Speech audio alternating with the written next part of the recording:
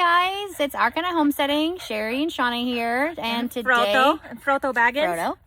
And today we are we just wanted to go over Mallow a little bit. We've been talking about it in some of our podcasts, and just wanted to show you guys what it looks like and give you all the talk about again all the benefits and stuff. Sorry, Frodo's very annoying. Breath is He's awful. so annoying. He's so annoying. Okay. Get down. No, seriously, go away. We love you. Your breath is hideous, though. Go eat some mint plants. He can't help that he's old. So this is Mallow. Can you see this? It's amazing. I can see it. And it gets huge. It even can get taller than you can what it see is. all this behind us. We're kneeling down. Obviously, we're not standing. They're like, shit, that's really tough. But, I mean, it can actually get as like, no, yeah. Like this stuff, last year, this same exact patch, actually, this is my garden area. And it was, I mean, I had to come out and pull out stalks that were gigantic, like as tall as I was. And I almost couldn't get it out of the ground because the roots and the stalks were so thick. But it's a very easy identifiable Very plant. It will have little purple flowers later on in the spring. All parts of the plant are edible. The flowers then turn to like these little like wheels, and if you they're round little, and if you take them apart, they almost look like little pieces of like cheese wedges. So it has the nickname of like the cheese plant, which is very adorable. I don't know why it's cute. I but call it's it very the cheese cute. weed. Yeah, cheese weed. So That's a fun name. Yeah, we use the roots a lot. It's really good for like bronchitis or any kind of like mouth like issues, infections. It's really good for that. It also so it's not like, if you have a really bad UTI, it's probably not going to do a lot, but it is active against the bacteria that causes UTIs. So it can help, and you can just you can make it with a tea. You can, what we do here, I'm gonna show them. Okay, hold on. Let me get the camera over. I need a good taproot. So they have one big taproot. I need like a good, This is good large enough. one. No, it's gonna good be enough. tiny. Who cares? Rip it out. See, it's okay. They get small. So usually the taproots small. can be a lot bigger than this, but this is what they look like. Do you see that? Yep. And what we do is we harvest the roots a lot. We'll just take these, and they're a lot bigger though. This is like, it's freaking tiny, man. But I mean, what you're looking for is a plant with, like I said earlier, like the thicker the stalk. Usually the like that one. Let's go to that one. Okay. Here we go. Oh my gosh, I haven't gotten up in a while. Something just stabbed me in my back. My legs hurt. Okay, so do you see this? Look at this plant. See how thick this stalk is? Yeah. Okay, that's amazing. I think they can see it. Am I doing a terrible job at this? Probably. Is this in my hand? Yeah, there you go. Can you see it? Yeah. Okay, so we're going to pull this baby out, and out. we're going to see this amazing, pulling out lots of things. Oh my goodness. Look at that. Oh my goodness. That's a good one. Okay, so that's what we're talking about. That is a huge root. And the root is going to give you the most benefits. Like Shauna said earlier, the whole plant is edible. Guinea hens in the background. Yeah, don't mind them. The whole plant is edible, but the root is going to be the most beneficial. It's packed with the most of all the good stuff that you want. So any part of it, you can just eat these leaves in like a salad. They're a little bit bitter, but you can just eat them fresh, like however you want. If you know your dog hasn't peed on them, you can just eat them. But the root, what we do is we take them in, we clean the roots off, we'll pull off all these little baby roots, and then we take the big taproot, and I just either cut it up or I use like a grater, like a peeler.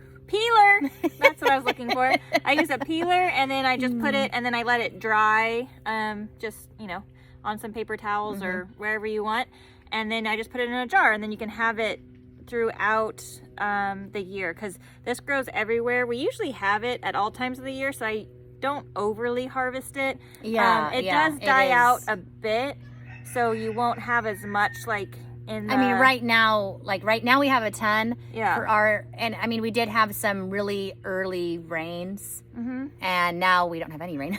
And it's only not even mid-February for us here right now. So it's great for coughs. So like when my kids have like a cough, or I feel like I'm getting a cough, or you feel like kind of that, all that shit in your chest, this is great to like help get all of that out, along with like marshmallow root, the mallow root, is another one that's really beneficial if you don't have any marshmallow root on hand. The mallow will do tons because it has that mucilage in it.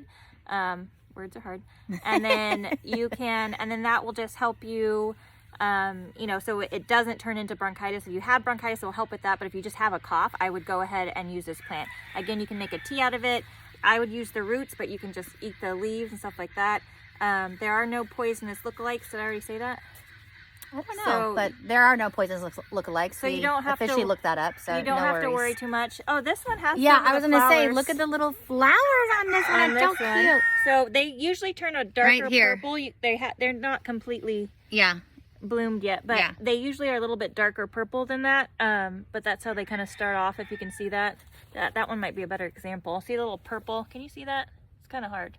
That's really light right now. Hopefully I did a good job because I wasn't really, I don't even know where I was aiming. I was hoping I was aiming. Hopefully you guys saw that little flower. Anyways, and then it does start off pretty small. So, and if you kind of let it get bigger, what we do, we have a ton on both of our properties. So, and we're not ever really worried about overly harvesting it.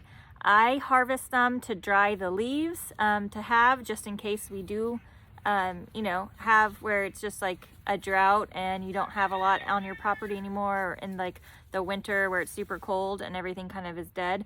So I just like to have it on hand, but like we can, if you harvest and the root on hand, I always have several jars of dried root, and we just put that into tea, and it's it's good to go. And the thing with the tea that you can just do it fresh. If you have the fresh stuff, you can just use the peeler and put it right into your tea. There's no amount where it's going to be like too much where it can be a laxative, but you'd have to take like a lot of it. So I just do like, if I'm peeling like a root that size, I probably do like 5 peels into my tea. Yeah, I don't have like a really good amount, but I don't have any kind of measurements. Yeah, but let it steep for a while, because you really want it to suck out all those benefits, the hot water. So I would let it sit for at least like 10 minutes, if not like 20. Definitely. So let it sit as long, especially if you have like a bad cough and you were trying to get rid of it, or bronchitis, like let it sit. The longer you let it sit, the better. You can add honey if you want to like sweeten it up a bit. But yeah, that is your friendly mallow plant. Hopefully you have it around.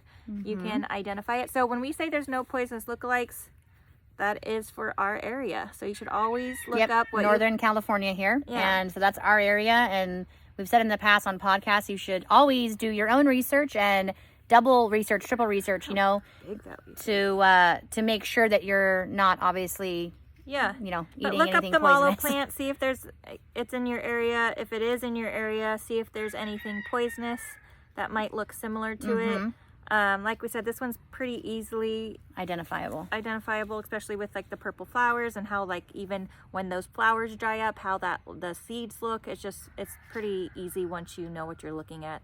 And usually when you do find mallow, it's just gonna be freaking everywhere. Like, it's not just gonna be like one little plant. It's like it's gonna be everywhere. Like my whole garden right now is filled with this.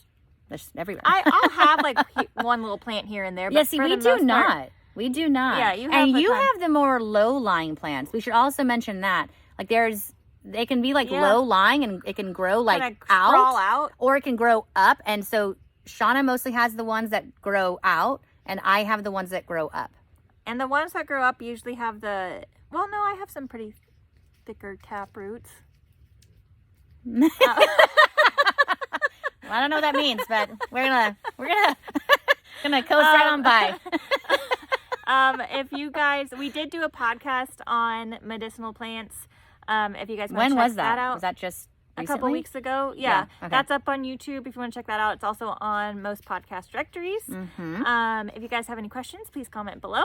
And you can always email us at ourkindofhomesteading@gmail.com. Get a hold of us through Facebook and Instagram any way you want. But I think that's thank it you on the mallow plant. Yeah. Thanks for watching. Bye. Bye.